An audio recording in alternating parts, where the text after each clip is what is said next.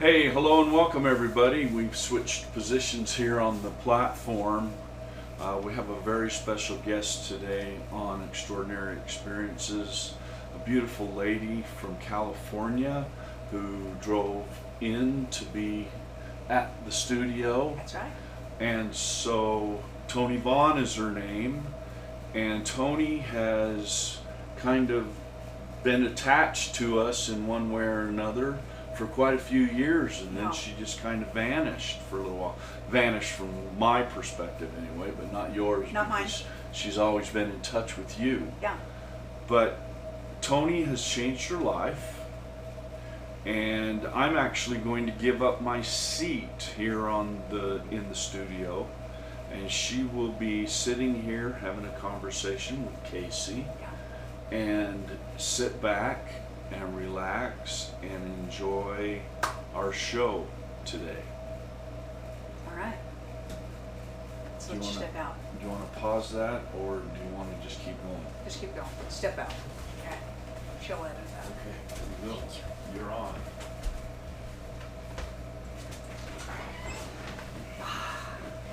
Welcome back, everybody. And this is my friend Toni Vaughn. Say hello to everybody. Hello, everybody. we have a little bit of history together, which is lovely. Both Toni and I knew each other back when lots of challenges were going on, lots of issues for all of us as we're growing into our magnificence and our superpowers. And Toni certainly is one of those powerhouse women, and it is my absolute pleasure to be able to bring her to everybody. Thank you very much. Yeah. It's been about 10 years. It has. Yeah. I was just thinking about that again last night, kind of thinking, okay, what are Toni and I are going to be talking about things, and God, how long has it been since you've been to the farm and to the property, and then even going all the way back. You and your mother were in the audience at the Green Valley Spa with us. Which was about 10 years ago, when we were just had our barely little training wheels on, with Joyous. And me too. Yeah. That's what I was doing and stuff too, so. Absolutely. So we're going to talk. Before we get started, we're going to let Toni introduce her book right out of the gate. Tell everybody about your book. You can see it, okay, I'm here. So the book is called Drop It Like It's Hot, and disclaimer, I did not know about the whole Snoop Dogg thing. I did the book and published it, and then I was so excited, went on Barnes & Noble and Googled Drop It Like It's Hot to find it, and there is Snoop Dogg and even another book that was about a stripper or something. So there you go. Yeah, the title came around because several years ago, when I was first meeting my fabulous, amazing husband, and I was struggling with my previous marriage, and just, he was my friend, and we were talking, and as I talked to him about this, he simply said to me, you got to drop that like it's hot. And it was so direct and so perfect and simple that I was just like, duh, yeah, I do just need to drop that, because if I was holding something hot, if you go stand by the stove and put your hand over the burner, and you pull it away. You don't just sit there and go, oh, that hurts, but I'm sure I'll get used to it. That's right. Yeah. It'll just let it build up a callus and a scar and a wound. Yes. And so that's where the title came from. And I wanted to write something. I have, read a lot of the self-help books and stuff, and they're amazing. But a lot of times I would buy them and try to read them, and I felt like the author was writing to their peers rather than the audience, and so some of the verbiage they would use, it was just kind of confusing, and it wasn't simple, and it was, so I wanted to be able to reach people, everybody, from a teenager to somebody older, in simple terms, to help you understand why you're at where you're at, and how to get out of that. How to get out of it. Yes. Hold the book up one more time. Simple. How to get out of it simply. And you can grab that on Amazon? It's on Amazon, it's on Barnes & Noble, or you can get it at dropitlikei'tshot.org. Okay, perfect. Yeah. So let's talk. Let's sit back and talk and have a chat. So Toni, let's talk a little bit about how many years ago things are going on in your life, and you're starting to wake up and go, you know what, I'm need to change. I need to really take a look. How long ago was that? Well, when I was really young, I mean, I've always been actually a pretty happy person. I was a pretty happy kid. My siblings hated me, called me perfect little Toni, because I never got in trouble. But I didn't like to get in trouble. I didn't like the feeling that came from getting yelled at, Right. or knowing I had done something wrong, you know, kind of thing. And so I avoided that. But as I got older, I realized how much I loved what I couldn't see. I loved the magic of Christmas. I still kind of believe in Santa Claus. Of course. Anybody who knows me is going to go, yeah, she does. But just the magic of that, the emotion that came from feeling that magic of what you couldn't see but you believed in. And a lot of times I didn't really like what I could see. So yeah, you the know. energy of possibility. Julius calls that addictive energy of possibility, which Yes. is the energy that keeps us creating, Yeah. dreaming, hoping, wishing, believing, and knowing. Yeah. And it's an energy. That's a perfect description, actually, of high frequency energy versus low frequency energy that can commonly be on what most people would perceive to be reality, actual Yeah. realities of our life versus our dream state. And you recognizing definitively the difference of what those energies felt like. Right. And Yeah. I've been called a Pollyanna, or a dreamer, or whatever, you know, and even a flake, because I have moved from place to place and job to job and, you know, and stuff like that, because I just could never be the kind of person that sat at a job forever that I did not like. And so I just kept experiencing one different, you know, I mean, I've worked in law offices and car dealerships and, you know, trucking companies, real estate, like I've done everything, but I was searching. And back in '98, I found out I had a goiter in my thyroid, and so I had to go in for surgery for them to take it out, and they tell you that once they take that out, they go in and they slice it open, and 80% of the time they can tell right then and there just by looking at it whether or not it's cancerous, and so during that time after the surgery, I had my first anxiety attack, waiting for the phone call to find out if it was Right. cancerous or not. And Right. and of course they called and said, yeah, sorry, we couldn't tell by looking at it. We're going to have to test, and, you know, and then... I keep you hanging on yeah, and I'm like, just a little bit longer. Thank you, I know, thank you. But once that came to an end and it wasn't cancerous and stuff, something came over me. I mean, obviously, a lot of people I think experience when they find out they're not going to die, you know, that they're just like, woo, you know, and I made so many changes in my life. I wasn't working at the time, and I said, I am going to go out and find the highest paying job in town that I have no experience at whatsoever, and I was just going to go get it. And I put my resume together and went out, and I was here in town. Yeah. I got a job at the Youth Crisis Center. Right. And they wanted to take my resume and hand it to somebody else, and I said, no, I want to be seen in person. I don't want you judging me by a piece of paper. And I did that. My husband and I at the time separated. Like I was done with anything that wasn't building me up or moving me forward. And that was right around the time that Oprah started doing, moving from the whole stereotypical talk show thing to...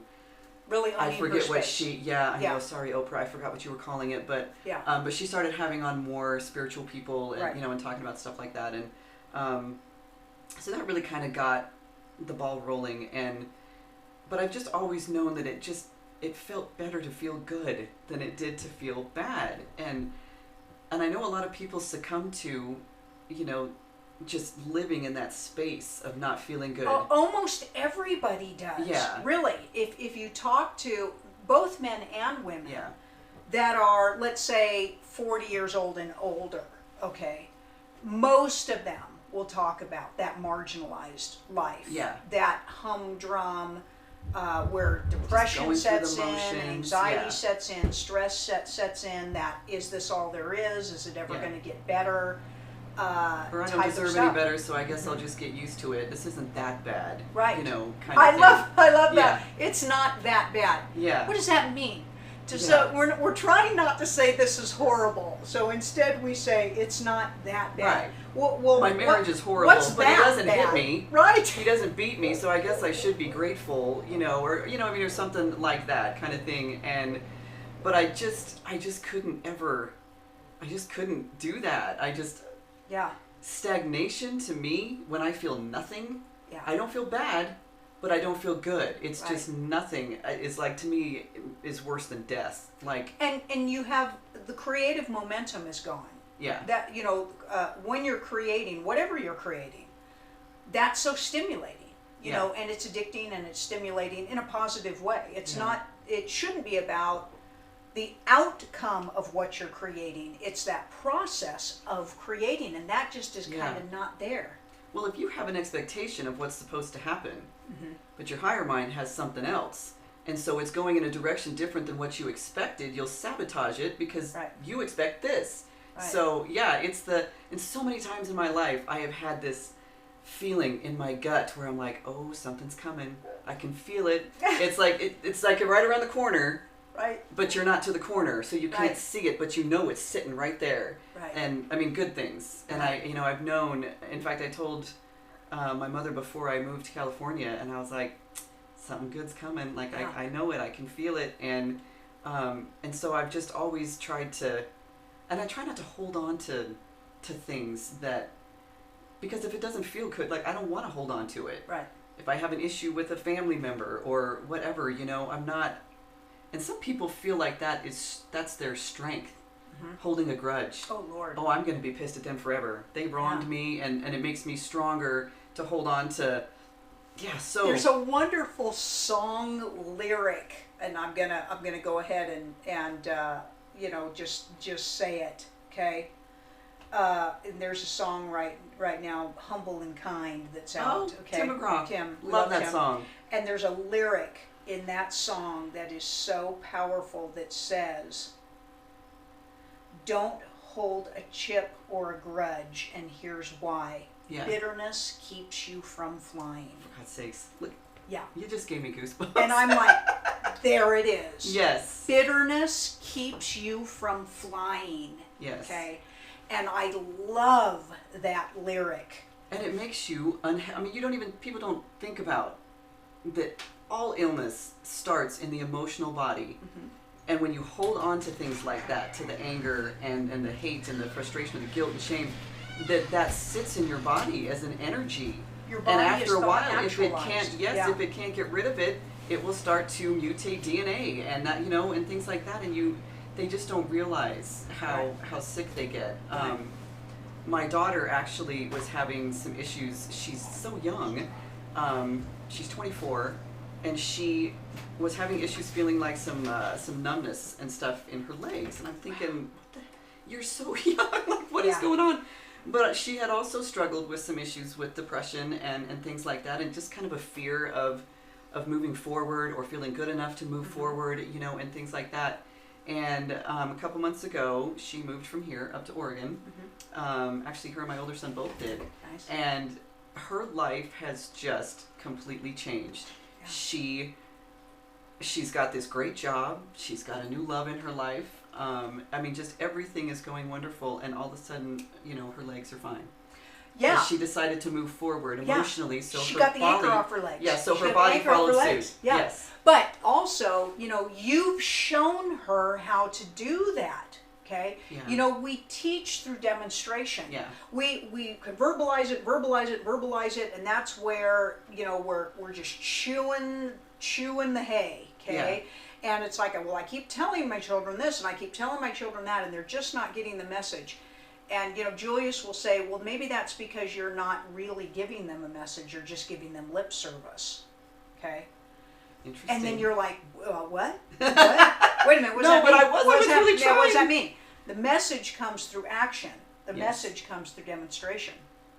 So we as parents and mothers and parents actually start to show our empowerment, show our bravery, show our creativity.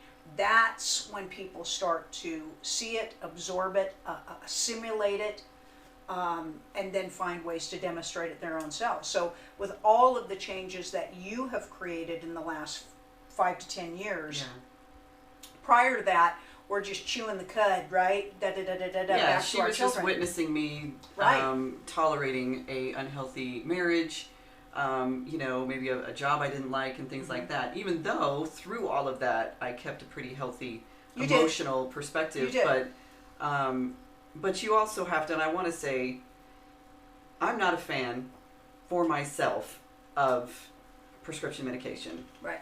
But I do not judge anybody that needs to do it. And for my daughter, I had to come to the realization that it was last December, and I was up here because my grandson was being born, and she was falling apart. And I finally just went, and I said, I can't do this. I can't help you. Right. I have given you every bit of information that I can give you. I have shown you my example as much. Like, I can't help you anymore. There's something going on in your brain that's Right. not working right. So Right. we need to go. And we went and got her on some medication, a very low dose, but it was just enough that within 3 weeks, she was a completely different person. Well, And then because of that, and she would say, "Oh well, it's just the medication." And I said, "No, honey, the medication allowed you to be who you are. That was being suppressed by things in your brain, not, you know, neurons not connecting and things like that, not working right. So, which she will get off the medication, but this has become a bridge for her. And I just want to say this because I think people think that those of us that are in the holistic field and the spirituality field have judgment towards right. that kind of thing. Not if you're, you know, of high frequency and high consciousness. Right. There's a difference. There's compassion of Yes. understanding. Okay. Well, I had to use it Well, and back in it's 2000. Anybody who's had any type of, like you said, a health issue, where your thoughts are actualized in the body Yeah. and transferred into extreme. They can be pain. Yeah. You know, physical pain, emotional pain. And you can't reason, and you can't think, and you can't Yeah. recalibrate the way that you're thinking. You're just regurgitating the same limiting thoughts, and you're compounding the physical aspects of that to, like you said, to get a little bit of a bolster or a little bit of a jump start in to get your brain back, Right. being able to think differently, being Right. able to think differently. And it's like a muscle that builds because these last 6 months that Brain she's is the been on most the complicated medication. thing. Most Yeah. complicated thing on the planet. It's your body's computer, okay? Right. It's the most sophisticated computer out there. And if you got a virus in your computer, whatever you want, you can operate that computer for a really long Right. time and not realize there's a virus in there. Before it finally There's crashes. just weird things going on. Yeah, Yeah. before it crashes. And we all know how complicated it is to keep a healthy computer system, you know, Yeah. running. Eventually, you're going to learn to do that. We all do this with our computers. We run them, they get a virus, you pay the price of fixing the virus, you run them, they get a virus, you pay Right. Pretty soon we all get smart enough to keep it clean, Yeah. to just keep it Yeah. clean, okay? So the virus doesn't set in and it runs Yeah. efficiently. But I wanted her to understand that just because once she started feeling better, because the medication was helping her brain to work right, that it was it's a muscle that she's building momentum. I feel good today. And then, oh, I feel good today too. And then the next day, oh, I feel good today too. And it you becomes, have to focus on that. yeah, and it becomes, then that becomes her new normal. Now, if she has a day where she doesn't feel so good, that's rare. And she can get past it and go, I know how to feel good, so I'll, you know. So she will eventually get off the medication. She won't need it. But I was just like, you just need to use this to get you to a place Yeah. where then you're strong enough that you don't need it. This is a bridge. I had anxiety issues back in 2000 that I was on medication for about a year. I tried several different ones. The worst of it was that I had no lows, but I had no highs. I was just kind of like this all the time, you know. And I don't like Look, that. I can do this by myself. I can do this by myself. Yeah, no, I didn't. Yeah. I didn't like that at all. But I needed that, and it was the thing to get me from this side to this side, so that I could go back to having, my normal life kind of thing without the depression or the anxiety, because anxiety is that's a horrible thing. It's living your life in panic in panic. A lot of people and not have, understanding yeah. why. That's the thing that is so hard. Yeah. Like I can sit here and go, I'm healthy, I'm good, I'm safe. I've got a roof over my head and food in the fridge and clothes on my back, and I'm good. Why am I feeling this, all this physicalness in my body? And it's funny because I even talk about in the book how there's a chapter on fear, and I'll say, I can pack up everything I own, toss it in my car, move to another state with no And you've job done that. and no place to live many times, and it's exciting. It's exciting for me. But if we decide to go to Big Bear, my husband's in the driver's seat, and I'm like, because I can't even look out the window. The heights scares me to death. Yeah. And so, I mean, it's just, fear is a funny thing, how it gets you, because I can do, and things like that, like throwing everything you own and not having a place to live or a job and just taking off to a new state, and people are like, oh my God, I could never do that. How do you do that? And to me, it's exciting. Well, what's interesting is this. So I think you just hit on a massively key point, okay? And we were actually having this conversation just recently with a practitioner.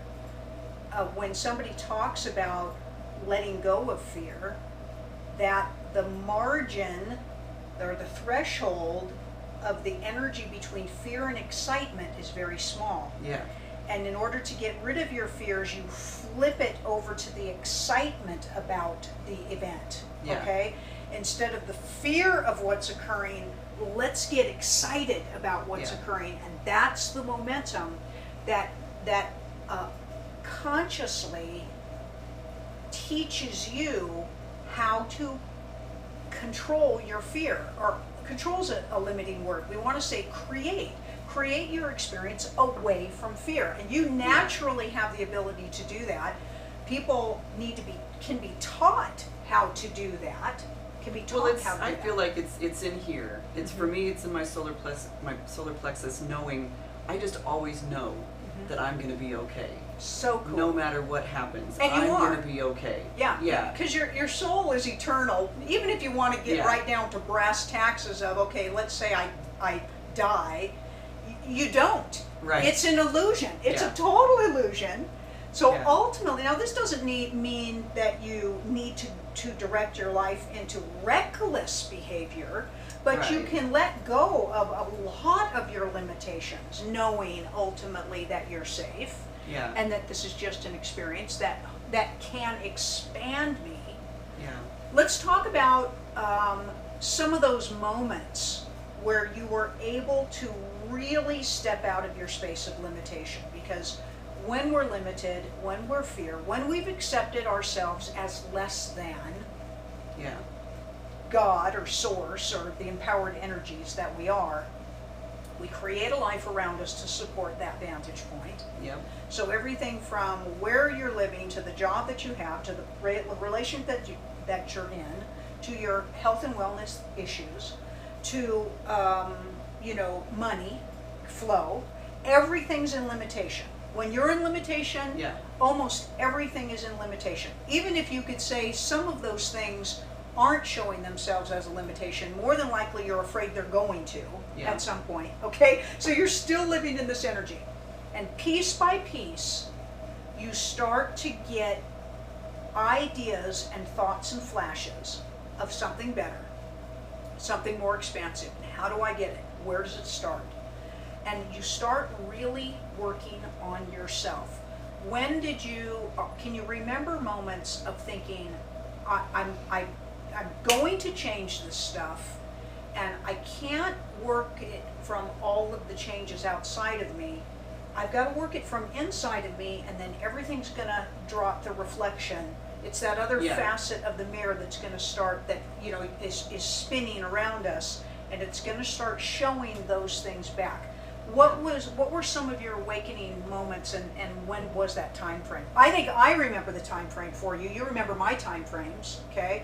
Which was 5, 6, 7 years ago, where a lot of stuff was really, a lot of the limitation was really standing up and throwing up on you, right? Vomiting back on us, and you're like, holy shit, right?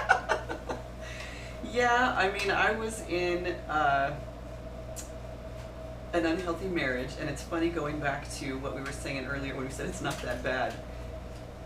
second marriage, even with all its crap, to me was better than the first. Yeah. So you're like, well, this kind of sucks right now, but at least it's not as bad as the first one. Right. You know, I'm unhappy, but I'm not as unhappy as I Right. was in the first one. And that one, I finally had to come to the realization that not only is it not my responsibility to fix him, Right. because like you said, that nurturing thing, and I thought somehow if I could fix him, that meant something really great about me. Exactly. Now, and I want to say this in all due respect, and we aren't mentioning any names. I had the opportunity to meet Tony's ex-husband on a few occasions, and I did see some of his fabulous Yeah.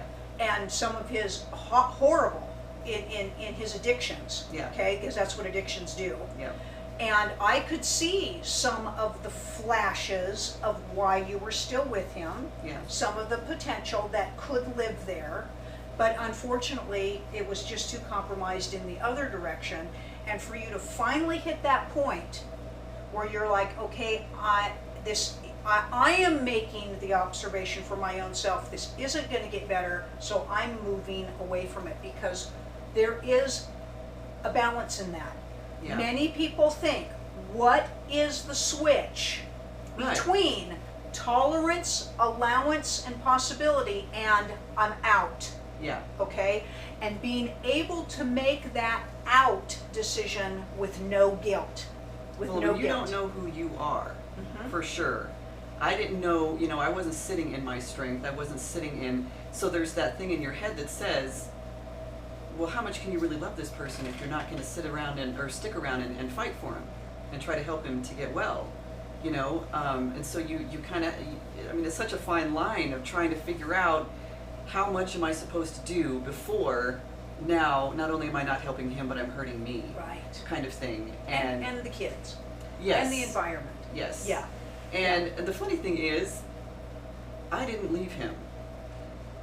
He had kind of connected with somebody in his past from like high school and stuff, and she was in the same kind of business that we were in, and he had said, I really think she can help out the business. I think I'd like to go up, because she was up in Wyoming. I think I want to go and see, you know, what she can do. And I asked him, and thank God he was honest. And I said, do you have feelings for this person? And he said yes. And I said, okay, well, yeah, of course you can go up and see her, but you're taking everything with you and you're not coming back. Wow.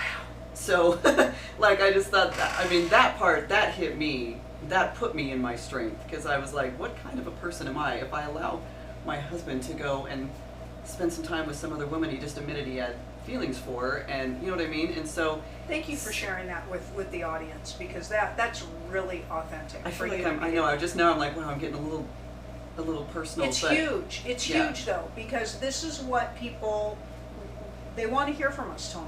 Yeah. You know, this is why we do these shows, because this is real life stuff. And if anybody out there thinks that any form of infidelity or any form of whatever you want to call that in Yeah. a marriage plays itself out in a particular way, and you're all supposed to handle it the same way, that's just false. We Yeah. would all handle that differently. Everything plays itself out differently. What I love, number one, I love, of course, your calm and reason to a point in it. But also, I'm going to support, this was your way of manifesting your exit. Yeah. Okay? Because this is the way you needed to be released by, you, like you said, you weren't the one stepping out. You allowed him to make that decision and actually contributed to the energy Well, of and when he manifesting first that. started talking to her, because I was already kind of mentally and emotionally removed, and so when he started first talking to her, I even remember telling my daughter, oh, he's upstairs talking to so-and-so. I said, it's kind of cool, he's finally got somebody else to talk to, because I don't feel like talking about it anymore. Wow. And so I was glad that he had found somebody to talk to, because I didn't want to be that sounding board anymore. But I was still his friend. We were friends first and foremost. So when he did leave the next day, I said, go get you a U-Haul to, attach this little trailer to attach to your vehicle, and I helped him pack. And, I wasn't like out there throwing his clothes out the door or, nothing like that, Yeah. because I don't feel like if you really love somebody and you love yourself, that's not going to come in. And when he left, I was actually going that night to have dinner with my book club ladies, because I was like, I gotta go. And so we both drove out of the complex together, and he went one direction and I went the other, and I just bawled. I mean, I was devastated that it was over, but I knew at the same time it was going to be the best thing for me. And even since then, and since meeting my husband now, because we still keep in touch, he and I thanked him shortly after the split up, and I said, thank you for leaving me, because I don't know that I would have been strong enough to do it myself. I don't know that I would have kicked you out knowing you had nowhere to go, you know. And everybody plays their role perfectly in our lives for our expansion. Finally coming into that space. Yeah. As we're running, the show needs to wind down here just a little bit. A lot of this is contained in your book, right? On how to navigate your way through these things, your experiences. Show everybody the book again, Toni. Yes. Okay, please. Yeah. Yeah. And I want to say too, just on the relationship thing, if that hadn't happened, and I remember before the relationship ended, I told him, I said, something's coming. I said, I can feel it. It's either going to be you or it's somebody else, but I can feel somebody coming that is going to be everything that I deserve and need and desire and all of that. And at the end of the time, I didn't know who it was going to be. That's why I said it could be you if you're, you know, if things are going to get your stuff together. Yes, if things are going to shift or change or whatever. But then it just, it all happened so perfectly. And I never thought that I would move to California, because I used to live there when I was young, and I hated it, and I couldn't wait to get out, and the earthquake scared me to death. Which, by the way, I just had one. I know. I left the house. I had been driving for about an hour, and my husband texted me and said, "Did you feel the earthquake?" And I called him up, and I said, "What are you talking about?" And then I said, I said, "God is good." That's right. He waited till I left because he knows how afraid I am, kind of thing. So, I would not, and that's why I said I thanked him. I would not have found the most amazing, perfect person for me in all aspects. And you look everything so fabulous. Thank you. I'm so happy. That you are. I'm so happy. Everything is going well, and it's because of the things that I talk about in the book. Understanding that everything that is going on around you, outside of you, is a direct reflection of what's going on in here. Your conscious, reflective action. Yes. Toni, how do people get a hold of you too? If you've got your Facebook page, how is there a way for people to get a hold of you? There is a Facebook page that is Drop It Like It's Hot. There's dropitlikei'shot.org for the book. And the email, I never email myself, it's Toni at Drop It Like It's Hot. Toni. Yes. Toni at Drop It Like It's Hot. Yeah. Thank you for being with us today. Thank you. This went so fast. Yeah. We want to thank all of you and let you, of course, see all of our extraordinary people that come on the show, who are you and me and everyone out there.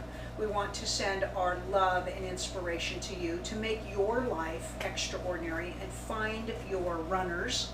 Yep. Find your inspirations, find your possibilities, dig out your superpowers, and unleash them to the world. We are all here to assist each other into this higher fields of consciousness, the upper fields of no limitations in our lives, right? Yeah. We're going to catch you next time on the next episode of Extraordinary Experiences. If you are interested in any further teachings or to investigate the teachings of Julius, please visit our website at expandwithjulius.com. You can also catch us on that Facebook page. And we want to thank everybody here at Xpnsion Network for all of the support for platforming these types of programs. And until next time, have a great day.